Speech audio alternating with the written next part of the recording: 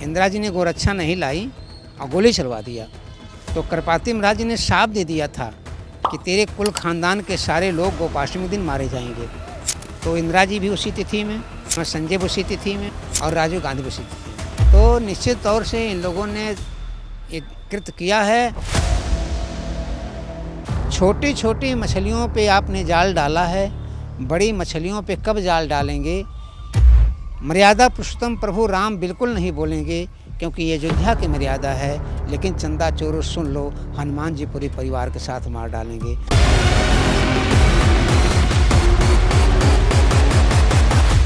कहीं सीबीआई जांच हो जाएगी तो हम लोग पकड़े जाएंगे। इस नाते खुद मुख्यमंत्री से कहता है कि मुख्यमंत्री जी कहीं धोखा हो रहा है, कुछ विश्वासघात हो रहा है, आप एसआईटी जांच कर लीजिए। तो एसआईटी का जांच भी चंपत राय की ही देन है, ताकि सीबीआई जांच न होने पाए।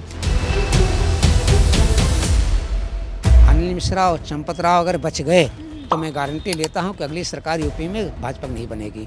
1 ईयर के अंदर जो है हम लोग पीओके को भारत वर्ष में ले लेंगे। 1 साल के अंदर निश्चित है, कन्फर्म ले लेंगे। आप याद रखना कि कृपाति जी ने भविष्यवाणी किया था कि साल भर के अंदर पीओके भारत का हिस्सा बनेगा।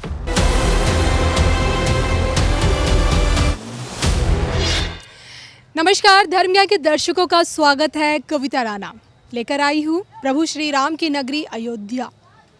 और जो कि आप जानते ही हैं कि जिस तरह से 5 जून के बाद अखिलेश यादव के ट्वीट के बाद जो बड़े बड़े खुलासे हुए हैं कि राम मंदिर के चढ़ावे में सबसे बड़ा घोटाला, जिसके चलते लाखों करोड़ों श्रद्धालुओं की आस्था को, भरोसे को और उनके विश्वास को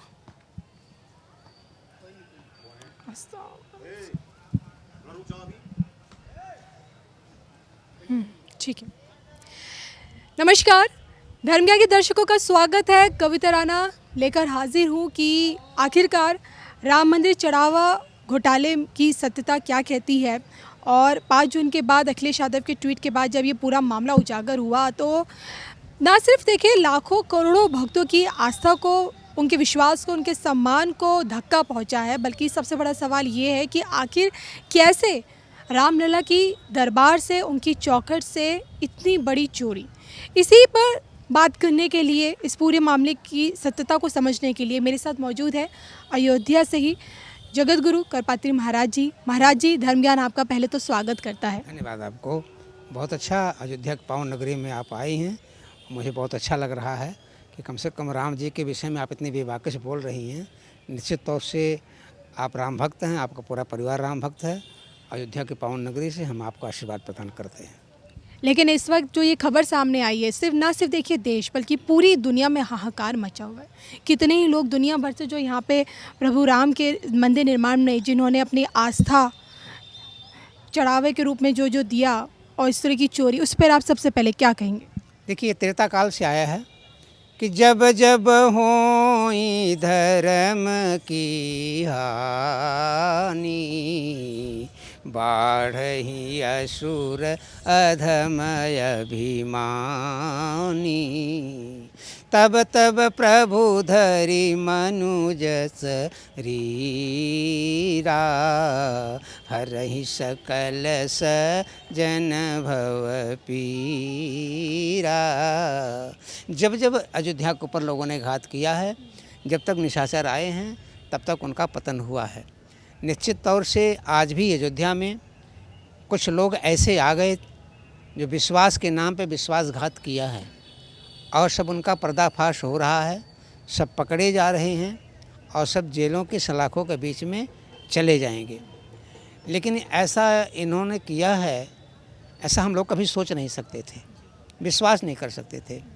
अभी कल किसी ने मुझसे इंटरव्यू से पूछा, महाराज जी ये जितने लोग यहाँ कार्य कर रहे थे ये सब सनातनी थे। हमने कहा भाई साहब आप शब्द का संशोधन कीजिए। जितने लोग यहाँ काम कर रहे थे वो कोई सनातनी नहीं था। जितने लोगों ने चोरी किया है और जितने लोगों का चोरों में हाथ है वो सब सनातनी थे, सनातनी थे।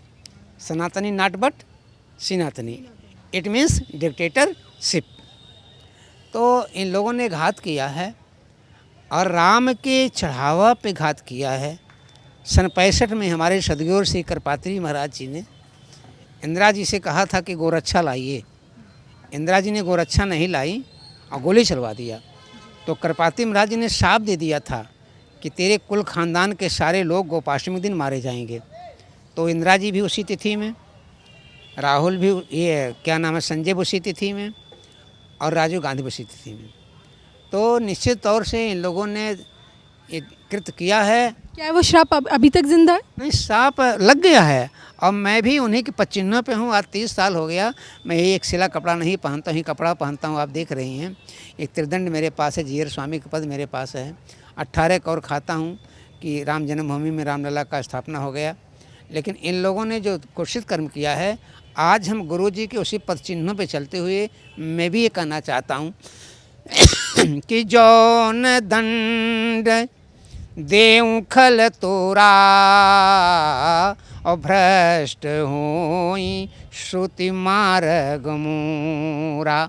मैं भी उसी श्राप को देना चाहता हूँ कि भगवान की निगाह से ये लोग नहीं बच पाएंगे, यहाँ के निगाह से बच पाएंगे, क्योंकि इतना बड़ा डैमेज कर दिया है इन्होंने भारत की सत्ता को, राम की प्रभुता को, राम की मर्यादा को, कि जिसको जो है अब वापस ला पाना बड़ा कठिन सा काम हो जाएगा। निश्चित तौर से यह है अयोध्या की ही नहीं, ये पूरे विश्व में इन्होंने ये कांड किया है, ये क्षमा के योग्य नहीं है। तो आपने कहा कि डैमेज इन्होंने किया है। मैं देखिए अभी आचार्य प्रमोद कृष्णम कल्कि पीठाधीश्वर, उनका ये कहना है कि देखिए विश्वसनीय लोगों को ट्रस्ट में बिठाया गया था, लेकिन वो लाखों करोड़ों भक्तों की आस्था पे, मतलब उनकी श्रद्धा पे खरे नहीं उतर पाए। तो उन लोगों को तो सज़ा दी जानी चाहिए। तो क्या आप इस बात का समर्थन करते हैं, जितने भी ट्रस्टी हैं? जिम्मेदार तो ट्रस्टी ही है। जब होल सेल चंपत राय थे, उनकी निगरानी में सारा कार्य चल रहा था, और उन्हीं का ड्राइवर टुन्नू यादव इतना पावरफुल बना दिया चंपत राय ने कि उसको इंस्पेक्टर का वायरलेस सेट दे दिया कि तुम सबकी निगरानी कर सकते हो, सबसे बात कर सकते हो। यानी जो रुपया पैसा गिना जाता था उस बॉक्स की चाबी दे दिया। अब एक 15,000 वेतन पाने वाले को आप इतना पावर दे दोगे तो घोटाला तो करेगा ही। आपको नहीं लगता कि टिन्नू यादव, हर कोई उन्हीं का नाम ले रहा है, लेकिन ये सिर्फ एक प्यादा हो सकता है कि ये से बहुत बड़ा घोटाला, इसकी पहुंच ऊपर तो नहीं, निश्चित तौर से आपका संदेह है, मैं मान रहा हूँ। टिन्नू यादव तो एक प्यादा है ही। टिन्नू यादव ही नहीं, ये जितने 8 पकड़े गए हैं ये सब छोटी मछलियाँ हैं। बड़ी मछली की बच पाएंगी? हाँ, बड़ी मछली बच नहीं पाएंगी, निश्चित नहीं बच पाएंगी। छोटी छोटी मछलियों पे आपने जाल डाला है, बड़ी मछलियों पे कब जाल डालेंगे? मर्यादा पुरुषोत्तम प्रभु राम बिल्कुल नहीं बोलेंगे, क्योंकि ये अयोध्या की मर्यादा है। लेकिन चंदा चोरों सुन लो, हनुमान जी पूरे परिवार के साथ मार डालेंगे, हनुमान जी पूरे परिवार के साथ मार डालेंगे। यह है, आपने विश्वासघात किया है, आप बच नहीं सकते हैं। और ये बड़े बड़े जो मगरमच्छ हैं, जिनको मैं नाम नहीं लेना चाहता हूँ, पापियों के शिरोमणि में हैं। पापा पापाऊ पापा, 3 लोग हैं, पापा पापाऊ पापा। एक पापी है, एक पापियों का शिरोमणि है, और एक पापियों का सरदार है। ये लोग बचेंगे नहीं। एसआईटी की जांच अभी 15 दिन और बाकी है, आ जाएगी। ये सबके सब फंसेंगे, सबके सब जेल के शिकंजे में रहेंगे। हम लोग एक एक पैसा यहाँ से वसूल करके जाएंगे, क्योंकि हम लोगों ने बड़ा परिश्रम किया है। दिग्विजयनाथ की, महाराज दिग्विजयनाथ, अवैधनाथ, जोगी आदित्यनाथ, ये 3 पीढ़ियों ने जो है यहाँ पे परिश्रम किया है। प्रातः स्मरणीय वंदनीय पूज्यपाद डॉक्टर रामविलास वेदांती 5 दिन तक नेपाल में उन्होंने दातुन नहीं किया था। हम लोग रात में एक माओवादी के घर में फंस गए थे। रात में माओवादी आया, कहा महाराज जी आप कैसे मेरे घर में आ गए, आप लोग भाग जाइए, नहीं तो अभी और लोग आ रहे हैं, आप लोग जीवित नहीं छोड़ेंगे। रात में 12 बजे हम लोग वहाँ से भाग के चले, एक गंदे नाले में गिर गए, ठंडे में किसी तरीके से बच गए। उसके बाद मैं जम्मू कश्मीर के ठंडा पानी रामबन में गया, कई हज़ार उच्च फीट की ऊंचाई पर वहाँ गया, वहाँ हम लोगों ने एक एक पैसा मांगा। तो यह इतिहास जो है, जो लोग ये कहते हैं कि इतिहास स्वर्णिम इतिहास है, ये स्वर्णिम इतिहास नहीं है, रंगा इतिहास है मेरा। शहीदों के खूनों से बिलखती मांग है अभी, अभागिन माओ बहनों के उन्हीं बिछड़े शहीदों की कहानी याद आई है। राम जन्मभूमि है तो जिन्होंने सीने पर गोली खाई है। बेटा, ये बहुत बड़ा विश्वासघात हुआ है। हम साधु संत आहत हैं, सब लोग आहत हैं। बस मेरी एक ही मांग है, इस ट्रस्ट को पूर्णतया भंग कर दिया जाए। अब इस ट्रस्ट पे कोई विश्वास नहीं रह गया है। इस ट्रस्ट को पूर्णतया भंग करा करके सारे जगत गुरुओं को बुलवा लिया जाए, सारे शंकराचार्यों को बुलवा लिया जाए, महात्माओं को बुलवा लिया जाए। 2 दिन 3 दिन यहाँ बैठ करके एक विशेष बैठक हो, मीटिंग हो। उस मीटिंग में जो राय पास हो उसके अनुसार से एक ट्रस्ट बना दिया जाए और तब जाकर अच्छा हो जाएगी। इन लोगों की चाल इतनी गहरी थी कि जब केंद्र की पुलिस हमारे पास सफिशिएंट है, उत्तर प्रदेश की पुलिस हमारे यहाँ सफिशिएंट है, लेकिन इस चंपत राय ने 400 अलग से सुरक्षा गार्ड बना लिया था, प्राइवेट 400 सुरक्षा गार्ड जो 15-16 हज़ार वेतन पाने वाले थे। ये सुरक्षा गार्ड थे जो मंदिर के परिसर में सब काम कर रहे थे। वो जहाँ VIP आए तहाँ उनका काम होता था, जहाँ पे रोक नोट की नहीं जाती थी वहाँ पर काम होता था, कोई पकड़ा नहीं जाता था। ये तो शुक्रगुजार है परमात्मा का कि 15,000 वेतन पाने वाले को अगर कोई आतंकवादी 5-6 लाख रुपया दे दिया होता तो ये लोग बम का विस्फोट भी कर सकते थे। यानी उत्तर प्रदेश जो है केंद्र सरकार की। और दूसरी चीज़ सबसे बड़ी मिस्टेक यहाँ पर ये हो गई है कि जैसे SDM DM की जांच नहीं कर सकता है, तो चूँकि ये मामला जो है सुप्रीम कोर्ट का था और सुप्रीम कोर्ट ने आदेश दिया PMO हाउस को, और प्रधानमंत्री पार्लियामेंट में स्पष्ट कहे कि एक ट्रस्ट बनने जा रहा है, तो PMO हाउस ने इस ट्रस्ट को बनाया था। तो आदेश है सुप्रीम कोर्ट का और गठन इसका क्या है, PMO से है। तो जाँच इसकी CBI से होनी चाहिए थी। जी जी जी, लेकिन हो रही है SIT से। तो संदेह के घेरे में वही तो आ रहा है। मोदी सरकार यहाँ चुप क्यों हुआ है कि योगी जी को क्यों आगे आना पड़ रहा है? अब एक बात जरा सा सुनिए, योगी जी को तो उस समय नहीं दी गई थी ना जिम्मेदारी। अभी एक बात जरा सा सोचिए, जब PMO हाउस से चिट्ठी भेजा गया चंपत राय को कि आप बताइए, तो चंपत राय ने कह दिया कि मैं PMO हाउस को चिट्ठी से मेरा क्या लेना देना है। और आज भी चंपत राय PMO हाउस को चिट्ठी का जवाब नहीं दिए। यह जो है चंपत राय नरेंद्र मोदी को प्रधानमंत्री नहीं समझता है। ये चंपत राय ने कहता है नरेंद्र मोदी तो भगवान विष्णु के अवतार हैं। तो जो आदमी प्रधानमंत्री को भगवान विष्णु का अवतार मान रहा है, आप समझिए कि प्रधानमंत्री का उस व्यक्ति के अंदर कितनी जगह होगी या इसका उसके क्या जगह होगी। अरे जब इन्होंने PMO हाउस की चिट्ठी जवाब नहीं दिया तब इनको निकाल के बाहर कर देना चाहिए था। दूसरी चीज़, जब ये पता चल गया कि चोरी हो रही है तो 1 दिन पहले आप पुलिस को लेकर के लवकुश मिश्रा के यहाँ जाते हैं और 12 लाख रुपया जो है वहाँ से आप ले आते हैं यहाँ पर, और दूसरे दिन शांत रहते हैं। तीसरे दिन जब बैठक होती है तो आप कहते हैं नहीं ये सामान ऑडिट है, ये सामान तरीके चल रहा है, कोई घपला नहीं हो रहा। अरे भाई 2 दिन पहले तो आप पैसा पकड़े हो, 2 दिन पहले तो आप पैसा पकड़े हो, अब घपला नहीं हो रहा है, ये कौन सा मंत्र है। फिर कहते हैं कि SIT। अब उसको पता था चंपत राय को कि कहीं CBI जांच हो जाएगी तो हम लोग पकड़े जाएंगे। इस नाते खुद मुख्यमंत्री से कहता है कि मुख्यमंत्री जी कहीं धोखा हो रहा है, कुछ विश्वासघात हो रहा है, आप SIT जांच कर लीजिए। तो SIT का जांच भी चंपत राय की ही देन है ताकि CBI जांच न होने पाए। अरे कुत्ते की चोरी, बिल्ली की चोरी, सामान्य चीज़ की चोरी होने पर जो है FIR होता है। इसमें FIR दर्ज क्यों नहीं हुआ? इसमें FIR दर्ज होना चाहिए था ना, फर्स्ट FIR। और जब FIR दर्ज नहीं होगा तो पकड़े कौन जाएंगे? जब तक FIR दर्ज हो, FIR दर्ज होने के बाद इंस्पेक्टर जांच करे और जांच करने के बाद उसका इंस्पेक्टर FIR लगा दे, बात ठीक है, लेकिन जांच हो रही है तो संदेह के घेरे में है। फिर भी कल चंपत राय जी को अनिल मिश्रा जी का इस्तीफा स्वीकार हो गया है और स्वीकार होने के बाद भी 22 तारीख को बैठक और होगी। दूध का दूध, पानी का पानी हो जाएगा। चंपत राय भी नहीं बचेंगे, अनिल मिश्रा भी नहीं बचेंगे। और वो जो है इतना तक हो गया जब 22 तारीख को परीक्षा थी प्रधानमंत्री का, तो 1 महीने पहले हमारी बात हुई थी मुख्यमंत्री से। तो मुख्यमंत्री ने कहा कि करपात्री जी आपको 30 साल हो गया संघर्ष करते हुए, 18 करोड़ खाते हैं। एक मैं आपसे चाहता हूं कि जिस दिन प्राण प्रतिष्ठा हो और प्रधानमंत्री निकलें तो आप जाकर के चरणामृत लेकर के अपनी प्रतिज्ञा को आप तोड़ दीजिएगा। अच्छा, मैं बहुत खुश था कि चलो आज मेरी प्रतिज्ञा पूरी हो जाएगी, 30 साल भरपेट भोजन करूँगा। उसी बीच क्या हुआ कि ये गोविंद गिरी जी जो हैं चरणामृत से चम्मच से चरणामृत निकालते हैं और प्रधानमंत्री के मुंह में ऐसे जूट पिला देते हैं और वही चम्मच चरणामृत में डाल देते हैं। अब बताइए हम कैसे प्राण तोड़ें? ओके, चरणामृत में पा सकता हूँ, नहीं पा सकता हूँ ना, तो मेरी प्रतिज्ञा वहाँ नहीं टूटी। दूसरी चीज़, मैं अभी 2 महीना पहले मैंने सोचा कि अब जा कर के तो मंदिर से भी वो जो है चरणामृत लेकर के अपना प्रतिज्ञा तोड़ दूँ और भरपेट भोजन करूँ। तो जब मंदिर में गया तो वहाँ पे एक संतोष तिवारी पुजारी हैं। हमने कहा तिवारी जी हमको चरणामृत दे दीजिए। तो संतोष तिवारी ने कहा कि जो गोपाल जी हैं इन्होंने चरणामृत देना बंद करवा दिया है कि मंदिर में चरणामृत न दिया जाए। रामेश्वर में चरणामृत नहीं बंदा है, मदुरई में नहीं, मीनाक्षी में नहीं बंद है, पद्मनाभन में नहीं बंद है, जगन्नाथपुरी में नहीं बंद है, वृंदावन में नहीं बंद है, बांके बिहार में नहीं बंद है। ये भाई ऐसा कौन सा व्यक्ति आ गया है जो चरणामृत बंद करा दिया। तो उन्होंने चरणामृत नहीं, तो मैं बैठ गया। हमने कहा बिना चरणामृत लिए यहाँ जा सकता हूँ। तो 2 घंटे के हिचकिच के बाद गोपाल राव ने कहा कि ठीक है करपाती अगर जिद कर रहे हैं तो चरणामृत दे दिया जाए। तो मुझे चरणामृत मिला। एक दिन ये गोपाल राव जा करके मंदिर में घंटा बंद करवा दिया कि भगवान की आरती में घंटा नहीं बजेगा। तुलसी कहा नहीं, एक तुलसी का डंठल लाइए, उसे भोग लगा दिया कि ये सूखे डंठल से भोग लगाइए और हरा तुलसी पता नहीं। इतना बड़ा अत्याचार हो गया था। तो इन लोगों का तो अत्याचार ले लिया। जो है चंपत राय में बहुत अहंकार हो गया था, बहुत अहंकार हो गया था। एक पूर्व गृह सचिव अपने माँ का गहना बेच करके माँ की इच्छा से 5 करोड़ रुपए का सोने का चद्दर चढ़वा करके रामचरित मानस भेंट किया और इनसे कहा कि आप मुझे रसीद दे दीजिए या आप बता दीजिए कहाँ है। 4-5 महीना वो रामायण वहाँ रहा, उसके बाद वो रामायण गायब हो गया।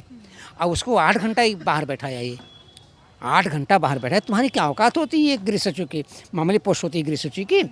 और उसके बाद रसीद नहीं दिया और उसको रुला दिया। ये एक हमारी बहन जा कर के चांदी की काकभूषणी लाई, कह राम जी को काकभूषणी बहुत प्रिय है और उनको दे दिया जाए। तो चंपतराय ने कहा कि ठीक है वहाँ पर आप जा नहीं सकती हैं, कमरा नहीं जा सकता है, एक काकभूषणी वहाँ पहुँचा देता हूँ। तो एक काकभूषणी वहाँ नहीं पहुँचाया, अपने कमरे में रख लिया। अब ये राम का मंदिर खुद बन गया, ये परमात्मा स्वरूप खुद बन गया। और जो सोने की ईंट आए और चांदी की ईंट आए और एक चांदी की क्षण पादुका आई, ये सब टिन्नू यादव ने कहा सब गला दिया गया। तो अब सब आ रहा है। तो आप मतलब आपकी बातों से मैं मानूं कि मास्टरमाइंड कोई और नहीं बल्कि चंपतराय ही है। पूरा का पूरा मास्टरमाइंड चंपतराय हैं। चंपतराय मास्टरमाइंड हैं। क्या उन्हें जेल नहीं होनी चाहिए? जेल होगी जेल होनी चाहिए और जेल होगी भी, क्योंकि ये निश्चित तौर से हैं। इन्होंने गरीबों का पैसा मारा है। 1-1 रुपया जिन्होंने दिया है। हम लोग जाते थे, कोई माता कहती थी कि महाराज जी पैसा नहीं है तो 1 किलो चावल दे दें और या बेचनामा दे दें। तो जिन माताओं ने 1 किलो चावल बेच करके 1 किलो आटा बेच करके और पैसा दिया है तो गरीबों का पैसा है ना, तो कहाँ जाएगा। निश्चित तौर से ये सब का सब जेल जाएंगे और जेल जाना चाहिए। ये कोई नियम नहीं है कि जैसे मान लीजिए कि आप अरबों का लूट ले आए, किसी पद पे हैं और लूटने के बाद आपसे कह दिया जाए कि भैया। देखिए ना महाराज जी, आपसे जानना चाहते हो इस पूरे मामले में ना जो संत समाज है 2 धड़ों में बट गया है। एक आप है जो चंपतराय को इसमें गुनहगार माने, एक धड़ वो है जो ये कह रहा है कि टिन्नू यादव का अखिलेश यादव के साथ कनेक्शन था। टिन्नू यादव ने अखिलेश को बताया जिसकी वजह से मामला सामने आया और ये मिली भगत है, ये विपक्ष का षड्यंत्र है। आप प्रमाण लाइए ना, क्या परेशानी है। आप अगर टिन्नू यादव का अखिलेश से वार्तालाप होगा तो प्रमाण लाइए, डिटेल लाइए, हमको कोई परेशानी नहीं है। एक संत हो गई है, वो फर्जी का जगत गुरु बनता है, वो कहता है कि 980 बार बातचीत हुई। अरे भाई एक भी कॉल डिटेल तो दीजिए, एक भी कॉल डिटेल दीजिए। आप ऐसा क्यों कर रहे हैं। अभी कल तक चंपतराय कहते थे टिन्नू राय सपा से मिल गया था, अब टिन्नू राय कहते नहीं सपा से नहीं मिला था, ये शुक्ला है वो मिला था। बात बदल रही है। हमको उससे कोई मतलब नहीं है। ये हमारे संतों में कोई दो फाड़ नहीं है। कुछ लोगों को चंपतराय घर घर जा करके कैसे कैसे मैनेज किए, मैं चूँकि देखा नहीं तो मैं नहीं कुछ कह सकता हूँ। कि ये कहा कि आप लोग कहिए कि मेरा इस्तीफा स्वीकार न हो, मेरा इस्तीफा स्वीकार न हो। मेरे पास भी ऑफर आया था, तमाम संत मुझको टेलीफोन किए, कृपात्री जी आप विरोध कर रहे हैं। अरे मैं क्या बताऊं मेरी बहन, कुछ लोगों ने कहा कि आप रहने नहीं पाएंगे, ये हो जाएगा वो हो जाएगा, तमाम धमकियां। हमने कहा भाई मुझको धमकी देने की कोशिश मत करो, मैं सत्य बोलूँगा और सत्य के रास्ते चलूँगा। तो वो लोग कह रहे थे, लेकिन हमारे संतों में 2 फाड़ इस चंपतराय ने किया है। 2 फाड़ है नहीं, हम संत एक हैं, संत की एक मर्यादा एक है। हम सब संत चाहते हैं कि यहाँ पर जो है एक अच्छी तरीके से ट्रस्ट की बैठक हो, इसमें संत भी हों, अपने जगत गुरु हों, शंकराचार्य हों और एक CEO हो जो सबके ऊपर निगरानी करे। ये हम लोगों की कामना है। और इस पूरी भूमिका में योगी आदित्यनाथ जी को आप कहाँ देखते हैं? उन्हीं की सरकार। योगी आदित्यनाथ जी हमारे बहुत सफल हैं और अगर योगी आदित्यनाथ मुख्यमंत्री ना होता तो शायद इतना पर्दाफाश न हो पाता। आपको नहीं लगता कि जिस समय ट्रस्ट का गठन हुआ था उस समय पावर योगी आदित्यनाथ जी को अगर दे दी जाती तो आज ये दिन हमें नहीं देखना पड़ता सनातनी? मैं अभी आपको नहीं दिखा सकता हूँ। जिस दिन ट्रस्ट का गठन हुआ है उसी दिन मेरा स्टेटमेंट आया था कि इस ट्रस्ट में योगी आदित्यनाथ को नहीं रखा गया है। मैंने कहा था कि इस ट्रस्ट में जितने प्रदेश के चीफ मिनिस्टर हैं सबको पदेन सदस्य बनाया जाए और मुख्यमंत्री को पदेन सदस्य बनाया जाए और 15 लोगों की सूची को काट करके कम से कम एक एक प्रदेश से 15 लोगों को लिया जाए। उसमें सिख को लिया जाए और अन्य जाति लिया जाए और सबको इसमें ट्रक में रखा जाए। लेकिन मेरी बात नहीं मानी गई थी। कभी निकालेंगे तो सब पता चल जाएगा। आज उसी का नतीजा है कि हम लोग भोग रहे हैं और मुख्यमंत्री हमारा बहुत अच्छा काम कर रहा है, ये उसी का प्रतिफल है। और हमने एक दिन मुख्यमंत्री से कहा भी है आपके टीवी के माध्यम से, हम कहे भाई योगी आदित्यनाथ जी, मैं आपका सखा भी हूँ, आपके साथ काम किया हूँ और हमारे मित्र भी हैं। जब कभी मुझे भूख लगती थी गोरखनाथ में तो आप कहते थे कर पाते जी आज लाओ पूड़ी, हम आपके हाथ पे खिला देते थे तो आप पूड़ी सब्जी मेरे हाथ पे रख देते थे, मैं खा लेता था। तो एक घटना मैं बताऊँ, दिगंबर अखाड़े में अवैधनाथ जी आए हुए थे, मैं बैठा था, जोगी जी बैठे थे, तो अवैधनाथ ने हम दोनों के सर पे हाथ रखा और कहा क्या बेटे मेरे जीवन में राम जन्मभूमि बन जाएगी? तो हमने कहा महाराज जी कोशिश करूँगा बन जाएगी। तो जोगी ने कहा क्यों भैया कृपाते जी क्या है? हमने कहा भाई साहब जी ये मंदिर बन जाएगी। मुझे क्या पता था कि मुख्यमंत्री हो जाएंगे योगी आदित्यनाथ जी। तो मंदिर बन गया, तो हम लोगों ने प्रतिज्ञा किया है कि मंदिर बन गया है, हम लोग साथ रहेंगे।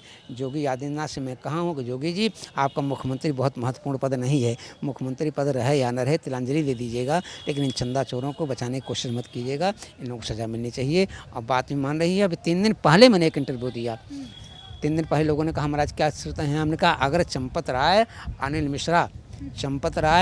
मिश्रा और ये क्या नाम है आपका गोपाल जी, अगर ये तीनों बच गए तो यूपी की सरकार नहीं बच पाएगी। योगी जी के रहते क्या ये तीनों बच पाएंगे? हमने कहा इंटरव्यू में कि अगर गोपाल राव, अनिल मिश्रा और चंपत राव अगर बच गए तो मैं गारंटी लेता हूं कि अगली सरकार यूपी में भाजपा की नहीं बनेगी।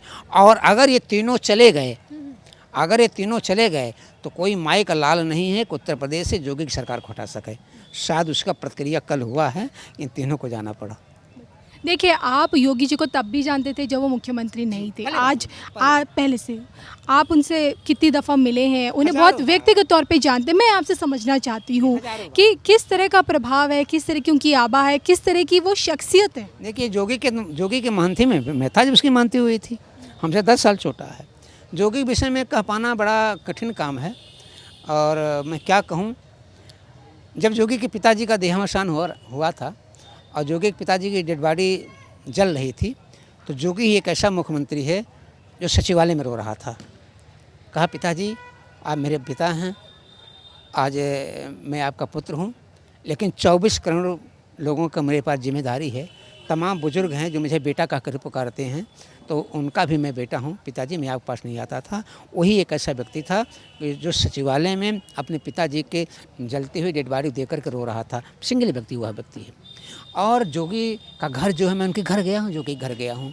उसकी बहन आज भी फूल माला बेच करके काम करती है, भोजन की थाली लगाती है। और मुख्यमंत्री जब गए हैं माँ से मिले हैं तो 1 पैसा मुख्यमंत्री ने बहनों को नहीं दिया, 1 पैसा घर वालों ने नहीं दिया। आज भी योगी आदित्यनाथ का घर पुराने खपड़ेल टाइप का है। अब बताओ विश्व में ऐसा कौन सा मुख्यमंत्री हो सकता है? या तो राम ही हो सकते हैं, जो चित्रकूट में भरत जी ने जाके कहा कि पिताजी मर गए हैं, तो चिल्ला करके चित्रकूट में राम जी रो रहे थे, या तो मेरा मुख्यमंत्री योगी आदित्यनाथ रो रहा था। अब ऐसे योगी के ऊपर लांछन लगाना बहुत कठिन काम है। वो मर जाएगा, मिट जाएगा, लेकिन चंदा चोरों को कभी नहीं छोड़ेगा, मुझे विश्वास है। आपको लगता है कि कहीं ना कहीं योगी जी को मुख्यमंत्री पद से हटाने की साजिश चल रही पीछे से? आज भी मुख्यमंत्री अगर इस्तीफा दे तो मुख्यमंत्री हो जाएगा वो। अरे मुख्यमंत्री होगा तो प्रधानमंत्री हो जाएगा। योगी जी अब बीजेपी ना सिर्फ देश के बल्कि बीजेपी के लिए भी मजबूरी और ज़रूरत दोनों बन चुके हैं। दोनों बन चुके हैं, मजबूरी बन चुके हैं, मजबूरी बन चुकी है, मजबूरी बन चुके हैं, जरूरत भी बन चुके हैं। जोगी के ऊपर अब प्रधानमंत्री भी नहीं कुछ कर सकते हैं, अमित शाह भी नहीं कुछ कर सकते हैं। अगर जरा सब कुछ हुआ जोगीनाथ तो जोगी आदित्यनाथ अपने बल पे उत्तर प्रदेश में सरकार बना लेगा और अपने बल पे केंद्र में चला जाएगा। एक अकेला योगी सब पे भारी। हाँ, एक अकेला योगी सब पे भारी, ये कन्फर्म है, निश्चित कंफर्म है जी, कन्फर्म है। हम लोग उसके साथ हैं, खून का रिश्ता है। अखिलेश के लिए क्या कहेंगे? नहीं, अखिलेश जी से मेरी एक बात कहनी है कि अखिलेश जी, यदि आपको जानकारी हो कि किसने यहाँ चोरी किया है तो उसका नाम बताने का कष्ट करें। आपको कैसे जानकारी होगी चोरी हो गई है? आपने किसी आदमी भेजा था क्या इसमें? आप कोई मुखबिर रहा होगा, आपने किसी को भेजा होगा, आप नाम बताने कष्ट ने किसको भेजा था। अगर आप नहीं नाम बता रहे हैं तो मैं भी जानूंगा कि आप रामद्रोही हैं, निश्चित तौर से रामद्रोही हैं, आपने कम करवाया है। देखिए, आप जिनके शिष्य हैं धर्म सम्राट करपात्री महाराज, उनके लिए देखिए मैं तो उनको देखी नहीं हूँ, लेकिन हमने के बारे में पढ़ा है, बहुत सारी स्टोरीज बनाते कहते हैं कि उनकी दूरगामी दृष्टि भविष्य में क्या होने वाली सब कुछ पहचान लेती है। जब मुझे दीक्षा दिया उन्होंने तो मैं उस वक्त में MSc AG का छात्र था, तो मैं गया था तो वो सड़क किनारे टहल रहे थे, तो मैंने उनका चरण छुआ, तो ये आस्था नहीं थी कि मैं करपात्री बनूंगा। तो उन्होंने मेरे माथे पे हाथ रखा, कहा बेटा तुम करपात्री बनेगा। तो मैं विश्वास ही नहीं हो रहा था मैं करपात्री बनूंगा। फिर ना उसके बाद मैं काफ़ी समय तक आया और लेकिन क्या ऐसे शिष्य में उनकी दूरगामी दृष्टि है भविष्य को देखने की? जी बिल्कुल ऐसे ही थे, निश्चित तौर से उनके पूरी छाया है। उन्होंने कहा कि तू करपाती बनेगा तो हमारा तमाम जगह खाली है, दुर्गा कुंड पे है, शंकराचार्य मार्ग को। मैंने कहा महाराज यही मत दीजिएगा, मैं आपसे दीक्षा ले रहा हूँ, मैं करपात्री बन जाऊँगा समय आने पर, लेकिन मुझे आपके मठ मंदिर का एक भी कोना नहीं चाहिए, ना आपको रुपया चाहिए ना पैसा चाहिए। आज भी मैं उस मठ मंदिर पर गया भी नहीं। मैं दुर्गा कुंड नहीं गया, शंकराचार्य नहीं गया, बड़े बड़े रथ पड़े हुए हैं, सोने चांदी के सामान पड़े हुए हैं, सब प्रतीक्षा कर रहे हैं कि उत्तराधिकारी में करपात्री यहाँ में। हमने कहा नहीं, बिल्कुल नहीं, मैं आऊँगा, मैं ऐसे ही हूँ, करपात्री पद का मैं पालन कर रहा हूँ। आज भी 30 साल हो गया है, मैं 18 को हाथ में खाता हूँ, बिना सिला कपड़ा पहनता हूँ, ऐसे ही रहता हूँ, चाहे ठंडी हो चाहे गर्मी हो चाहे बरसात हो। ठंडी में लोग कहते हैं महाराज जी आप कुछ साल लोड़ लीजिए, मैं क्या आवश्यकता है, मैं सदगुरु जी की मेरे ऊपर कृपा है, मेरा बाल बाक नहीं हो पाएगा। भविष्य में क्या देखते हैं, देश को भविष्य में कहाँ देख रहे हैं? देश हमारा भविष्य में उज्जवल है, आगे जाएगा। ये सब तो थोड़े मोड़े खरदूसरा आते हैं चले जाते हैं, तमाम रावण भी आया चला गया, कंस भी आया चला गया। देखिए, हैरान करने वाली बात यह है कि इस पूरे प्रकरण में अभी तक कांग्रेस से राहुल गांधी की कोई टिप्पणी नहीं आई। नहीं, वो लोग तो काल्पनिक वाले हैं। राहुल गांधी के पास हमारे ख्याल से कोई विवेक भी नहीं है। अभी परशुराम बन गया था वो, परशुराम अभी परशुराम बन गया था राहुल गांधी, और अपने ऊपर वो अभिषेक करवाया दूध से। अखिलेश यादव शायद। नहीं, ये राहुल गांधी बीच में परशुराम बन गया था। और वो तो राम जी को काल्पनिक करने वाले लोग हैं, उनका कोई योगदान नहीं है, अखिलेश का भी कोई योगदान नहीं है, आपका भी कोई योगदान नहीं है। ये राम के मंदिर में लोगों ने बहुत बड़ा विरोध किया है, हम लोगों पर गोलियां चलवाई हैं, हम लोगों की जो है शरीर जो है लाशों को उठा करके कंधे पर थक गया था, तमाम आज भी कपड़े पहने हुए हैं। तो ये लोग तो राम के द्रोही हैं, ये लोगों का कोई मतलब नहीं है, राजनीति कर रहे हैं। मैं निवेदन करना चाहता हूँ कि राम पे नाम पे आप राजनीति मत बंद कर दीजिए। हिंदू राष्ट्र की तस्वीर देखते हैं आप? हाँ, हिंदू राष्ट्र जरूरत है देश को हिंदू राष्ट्र की, आपसे जानना हम हिंदू राष्ट्र हैं भी, हम हिंदू ही राष्ट्र हैं आधिकारिक तौर पर। अच्छा, आधिकारिक तौर पे हिंदू किसे कहते हैं अगर डिफाइन किया जाए तो हिंदू मतलब ये होता है जो हीन भावना से मुझसे दूर हो गए हैं उन्हीं को समेट लिया जाए। हीन दू, जो हीन भावना से मुझसे दूर होगा उनको गले लगाया जाए, दैट इज़ कॉल्ड हिंदू। तो गरीबों को गले लगा लीजिए, वो हिंदू राष्ट्र हो जाएगा। हमारा राष्ट्र हिंदू राष्ट्र ये है और रहेगा भी। ये है प्रामाणिकता नहीं मिल पाई है, लेखनी में नहीं आया है, पार्लियामेंट में नहीं आया है। हम लोग इसकी मांग कर रहे हैं कि भारत को हिंदू राष्ट्र घोषित किया जाए, और ये मांग मैं कर रहा हूँ और निश्चित तौर से भारत हिंदू राष्ट्र घोषित होगा। पीओके की वापसी देख रहे, क्योंकि इस वक्त पीओके में आंदोलन है और पीओके मेरा है और हम राजनाथ सिंह बड़े सक्रिय हैं और अच्छा काम कर रहे हैं। और अगली निगाह है, राजनाथ सिंह का भी जल्दी एक बयान आया है कि जब तक आप हमारे ऊपर आक्रमण की बात करते हैं, जब तक आतंकवाद आएगा तो हम लोग दोनों बात नहीं करेंगे। हम जो हैं पानी तो बिल्कुल नहीं देंगे, हम लोग कठोर अपनाए हुए हैं। और मैं भविष्यवाणी भी कर रहा हूँ कि विदिन 1 ईयर के अंदर जो है हम लोग पीओके को भारत वर्ष में ले लेंगे। 1 साल के अंदर निश्चित है, कन्फर्म ले लेंगे। आप याद रखना कि करपात्री जी ने भविष्यवाणी किया था कि साल भर के अंदर पीओके भारत का हिस्सा बनेगा। धर्म ज्ञान पे अयोध्या से करपात्री महाराज की सबसे बड़ी भविष्यवाणी, 1 साल के अंदर अंदर पीओके की वापसी। इसी के साथ मुझे और करपात्री महाराज जी को इजाज़त दीजिए। नमस्कार।